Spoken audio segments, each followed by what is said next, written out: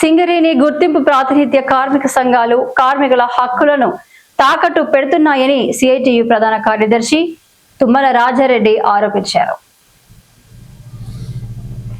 ఈ మేరకు మంగళవారం ఆయన మీడియాతో మాట్లాడుతూ సింగరేణి గుర్తింపు సంఘం ఏఐటియుసి కార్మికుల సమస్యల మీద సింగరేణి వ్యాప్తంగా బస్సు జాతా చేసి ఏప్రిల్ లేదా మే నెలలో సమ్మె చేస్తామని, ఐక్య పోరాటాలకు సిద్ధం కావాలని పిలుపునిచ్చి యాజమాన్యం పిలవగానే కార్మికుల హక్కులను తాకట్టు పెట్టి పైరవీలు చేసుకుంటుందని విమర్శించారు. అలాగే ప్రభుత్వ సంఘం ఐఎన్టీయూసీ ప్రాతినిధ్య సంఘంగా ఉండి ప్రశ్నించకుండా ఐక్య పోరాటాలకు సిద్ధం అంటూనే ప్రభుత్వ యాజమాన్యాలకు అనుసరణల్లో నడుస్తున్న పరిస్థితి కార్మికులు గమనిస్తున్నారన్నారు. మెడికల్ బోర్డు విషయంలో కూడా ఈ రెండు కార్మిక సంఘాలు కార్మికులను మభ్యపెట్టి మోసం చేస్తున్నాయని మండిపడ్డారు. యాజమాన్యం సూచన మేరకే సమ్మె పిలిపియకుండా జేఏసీ పిలవకుండా కాలయాపన చెప్తున్న ఏఐటీసీ నాయకులారా,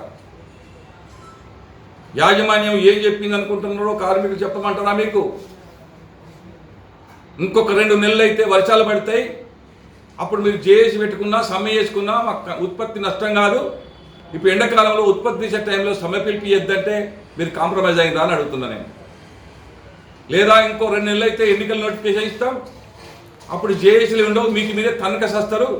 అప్పటిదాకా మీరు 4 జేబులు నింపుకోండి, కడుపు నింపి కాలయాపన చేయని చెప్పే సూచనలు పాటిస్తున్నారని అడుగుతున్న సంఘాలను.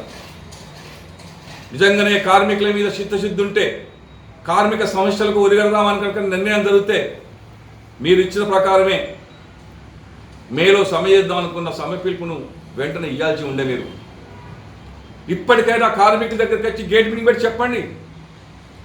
డైరెక్టర్ చైర్మన్ మెయిన్ డైరెక్టర్ మీతో ఏం మాట్లాడో ఏఐటీసీ చెప్పాలా, ప్రభుత్వ పెద్దలు మంత్రులు ఏం చెప్పిండ్రో ఐఎన్టీసీ చెప్పాలా. మీరిద్దరు కలిసి కార్మికులు మోసం చేసి జేబులు నింపుకునే కార్యక్రమాన్ని బంద్ పెట్టని చెప్పుకోతున్నాం.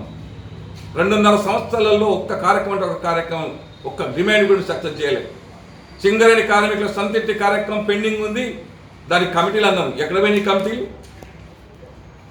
ఏ కమిటీ కూడా ఇంతవరకు ఏటి సద్దుల్లో ఒకటి కూడా బయటకు రాలేదు, పైరవిలు తప్ప. అందుకే ఇప్పటికైనా చెప్పదలుచుకున్నాం, కళ్ళు తెరవండి, యాజమాన్య ప్రభుత్వాల వైఖరికి వ్యతిరేకంగా నిలబడదాం.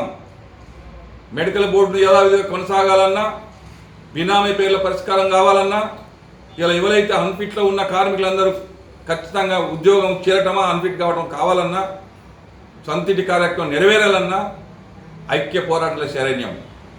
ఇప్పటికే వేతన ఒప్పందం సంబంధించిన పెండింగ్ ఉంది. మరి కార్మికులంతా ఎదురు చూస్తున్నారు.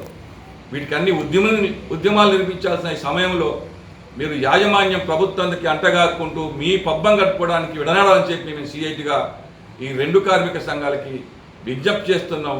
రాబోయే కాలంలో మీదే వైఖరి అనుభవిస్తే కార్మికులకు తగిన గుణపాఠం చెప్తుందని చెప్పి సిఐటిగా కోరదలుచుకున్నాం.